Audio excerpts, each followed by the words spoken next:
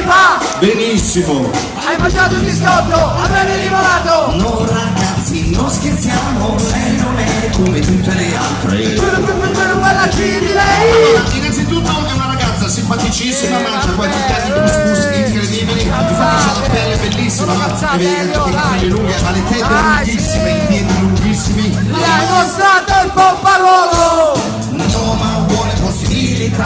Allora ci vediamo questa sera! Una serata con amici, una chitarra e uno spinello! Amici, purtroppo proprio questa sera sono invitato a casa sua dove fate vedere positive del couscous perché poi si vedono la compagnia di perché sono rimasti senza macchina, l'ho distrutta, era la mia. Siamo tutti servi della gleba, abbiamo dentro il cuore una canzone triste.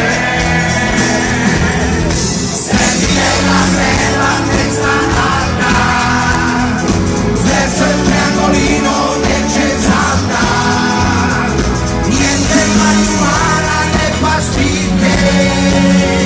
Noi sassure solo il due di picche, servi della gleba in una stanza, mari spietizzati dalla strozza, come i siconici vicini, schiacci e trasgredisce lo spacino.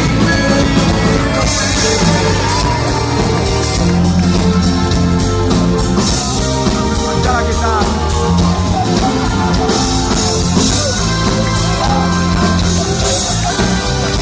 Mangia la chitarra! Mangia la chitarra, ciao! Ehi, guardate un po' che si rivede!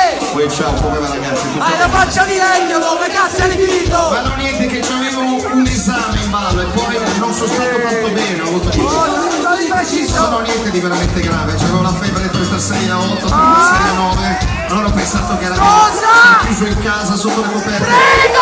No, ecco delle storiacce con la tipa. Ah! Lei ti ha dato il due di picche! Ma no, che cosa dite? Lei è molto affezionata, solo che ha delle storie con suo tipo che la rendono infelice e siccome lei ci tengo più che me, ho guardato il suo ragazzo, l'ho convinto a ritornare. Ma non sarai mica piacendo!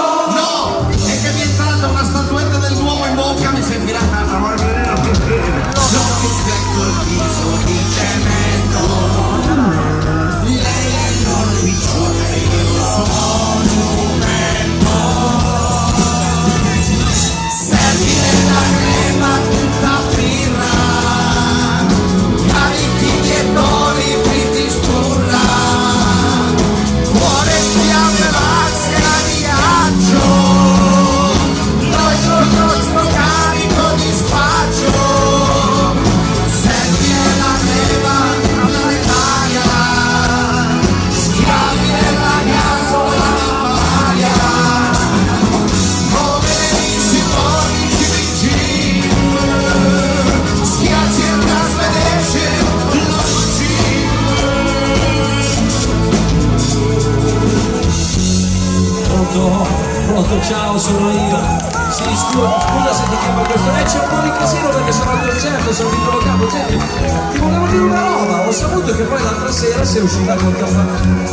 Ma tu puoi uscire con chi ti pare, non è questo il problema. Il problema è che ti avevo invitato al cinema, più bello, più studiato, poi fammi parlare, poi vengo a sapere dagli amici che sei uscita con me. Non è vero, non è vero perché io sono una persona, ho dei sentimenti, cioè quando hai avuto bisogno di qualcuno io ci sono sempre stato, allora perché mi devi trattare in questo modo? Cioè io non me lo merito, non mi puoi trattare come un pupazzo buttato via, quindi cosa devo fare?